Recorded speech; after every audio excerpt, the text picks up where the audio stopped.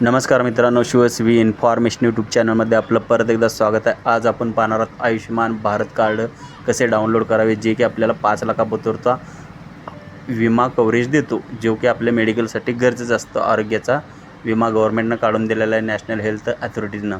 तर हे आपण आपल्या मोबाईलवरून डाउनलोड करू शकतो। ही 2 मिनिटांमध्ये संपूर्ण प्रक्रिया तुम्हाला यामध्ये सांगितली जाणार आहे। तुम्ही तुमच्या 100% फ्रीमध्ये ही तुम्हाला आयुष्यमान भारत कार्ड आहे।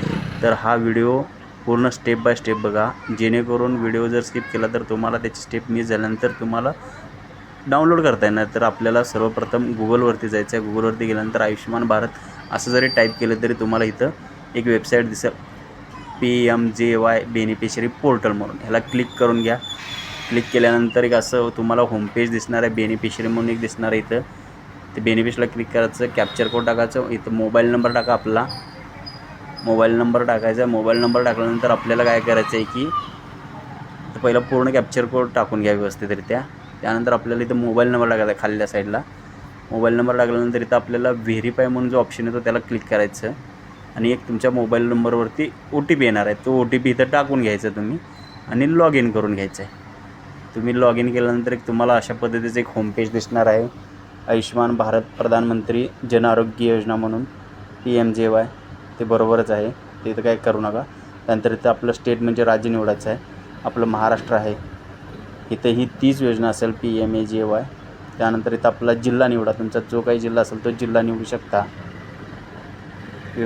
आपला जो जिल्हा आहे तो निवडा। निवडल्यानंतर आपल्याला पुढचा जो ऑप्शन आहे सर्च ID म्हणून, ह्याच्यात जे आहे तो तुम्ही आधार किंवा आपला राशन नंबर, जो की 12 अंकी राशन नंबर लागतो, तर इथं मी आता राशन नंबरनंच करणार आहे म्हणून राशन नंबर सिलेक्ट केलेला आहे।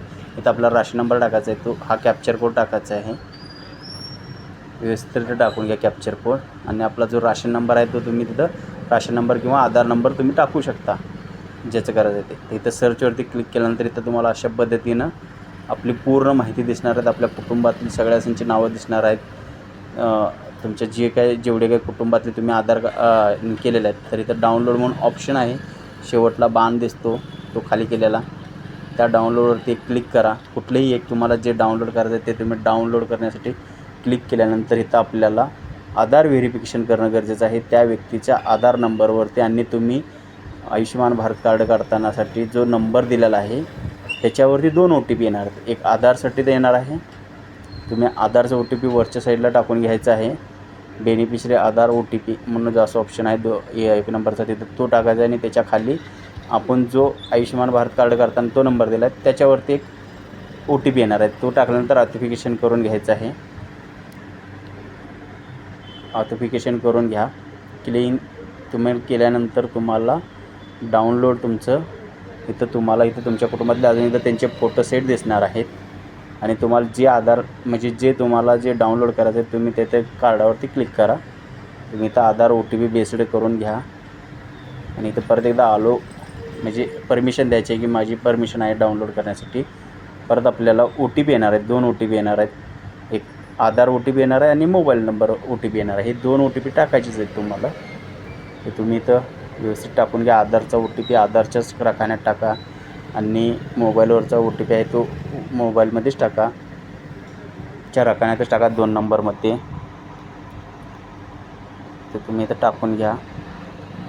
आधार नंबरचं ठिकाण टाकल्यानंतर आपल्याला बेनिफिशरीचं टाकायचं आहे, मोबाईल नंबर टाकल्यानंतर इथं आपल्याला या अशा पद्धतीनं आपलं आयुष्यमान कार्ड डाउनलोड होणार आहे। इथे तुम्ही बघू शकता, डाउनलोड ऑप्शनवरती क्लिक करा।